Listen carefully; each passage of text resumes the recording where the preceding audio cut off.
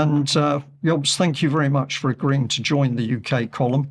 And I think you've got a really important segment today on changes that are possible changes to the German constitution.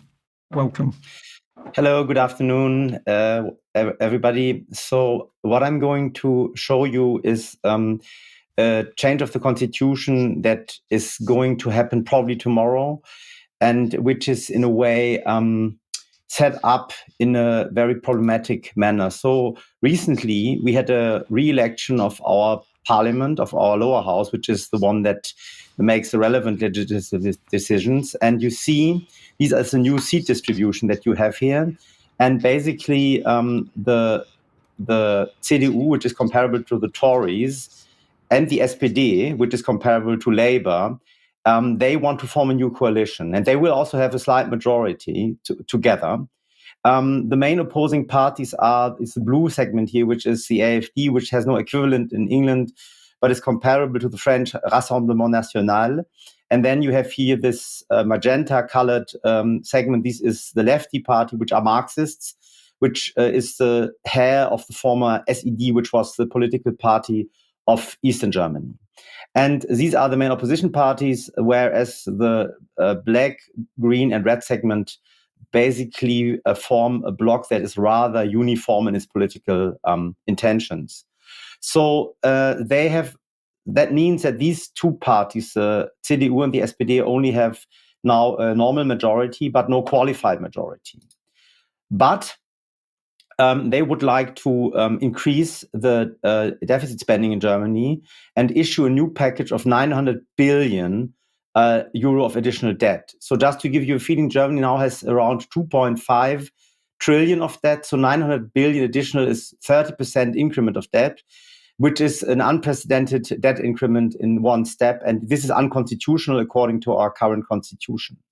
In the all parliament, the CDU, the SPD and the Greens together have a 2/3 majority to change the constitution and to therefore enable this law to go through and to then create this huge pile of additional debt. However, in the new parliament that was voted end of February, they don't have this 2/3 majority anymore. There they are only 30 seats or 40 seats below it, because the two oppositional parties, AfD and Left Party, they have more than 1/3 of the votes together.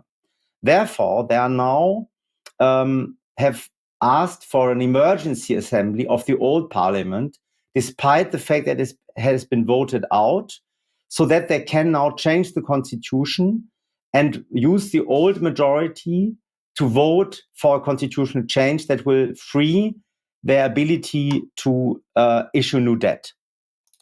And basically, to do this, they claimed an emergency because they say that we have a defense emergency in Germany that is necessary, so that it is necessary to spend hundreds of billions for defense spending and also on infrastructure. And this is unprecedented in the history of Germany since World War II. And so despite the parliament being voted out, it's now assembling one more time merely to bring through this constitutional stage a change. And this is, of course, raising a lot of alarm in Germany. And what can the opposition do? So the first option was an intervention by the Constitutional Court to stop this assembly. But it failed last Friday. The court ruled that the old assembly is still in charge and free to change the constitution, which is a formalistic approach, but from a legalistic perspective, probably all right. So this has failed. Now, the only thing that the opposition can do is try to convince members of parliament of the future coalition to vote against the constitutional change in the old assembly, which is what they're trying to achieve now. But it's unlikely they need to convince 30 MPs of doing this, and we don't know whether this is likely to succeed. So this means that it's very likely that this debt package will be made possible. What are the details? So because the equivalent of the Tory and the Labour Party both need the Green Party, because only with the help of the Greens they will have 2/3 of the votes, they have amended the package to change the constitution to include the main goals of the Greens. Here on the screen, you can see two of their leaders. And so they will now make climate protection a constitutional goal. That means that the climate protection will be enshrined as a goal of German state in the constitution. And also 100 billion euro of the spending package will have to be spent for climate change mitigation. And this was, of course, added to obtain agreement by the Green Party. So despite the fact that the Green Party is not going to be a member of our parliament anymore, it is now very, very influential. So it obtains a change to the constitution that it has fought for since many years. And basically now the main instrument for this change of the society towards deindustrialization is now part of our constitution. What are the consequences of this? So on the background of the screen, you see the 10-year bond yield curve, the interest rates that have to be paid on government bonds in the European Union, and the figures for Germany are at the moment still quite the same. So you see that at the beginning of COVID, there was quite an increase. In the middle of COVID, they had to increase quite massively the interest rate payments on the bonds because the massive deficit spending that was done in that time made the markets fearful of defaults in the Eurozone. And so you can already see that we have had quite a massive increase in interest rates. And it is very likely that we'll have another increase in interest rates due to this issuing of massive debt. The second, and it will lead to a 90% of GDP, debt to GDP ratio in Germany, which is then getting very close to United States, for example. It will lead to higher inflation, increased taxation, and high interest rates.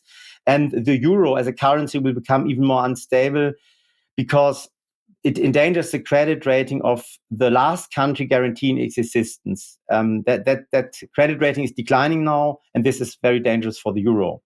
So the last aspect, let's review how the German media see this. So this is all in German, what you're going to see now, but mainly they are euphoric. So Tagesschau, which is like BBC, says the financial package stands or is established.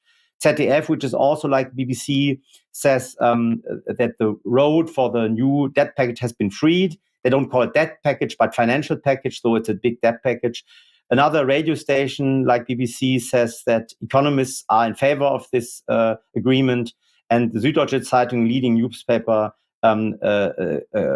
applauds that now the billions have been freed up for defense and infrastructure. So you can see that though there's huge skepticism in the German population and many commentators, our media are enthusiastically in favor of this whole manipulation of our constitution. Jobst, thank you very much for taking us through that. And I particularly picked up the fact you said these are changes, the like of which have not been seen since the Second World War, well, the lead up to the Second World War, I think you mean on this.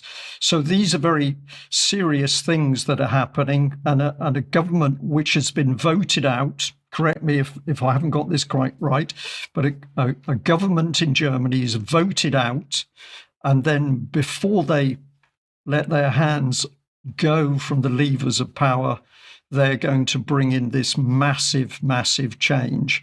And they're going to look the public in the eye and say, this is constitutional and you need to accept it. Is the German public reacting, even if the German mainstream media is supporting it? Yeah, so first of all, it's not the government, but the parliament. So because at the moment we still have the old government, but it's not the main actor, but the main actor is actually are the two parties that try to form a new coalition. And to form this coalition, they need to do deficit spending because that's the only way to get agreement on many topics. So they want to cover their disagreement by spending a lot of money. And that's why they need this constitutional change, but they use the old parliament to make the change. Now, how is the public reacting? Well, the alternative media are scared, they are fuming, they're commenting very negatively. Many economists are commenting in a negative way, but there are also the government economic commentators which are close to the government who, of course, applaud this. But I think there's a lot of disagreement with this in the German public. Okay, Jobst, thank you very much for that. Now, you've kindly agreed to join us for UK Column Extra today. and so we'll have a much deeper discussion about these factors and also what's happening in UK. But thank you very much for joining us today for that segment. Well,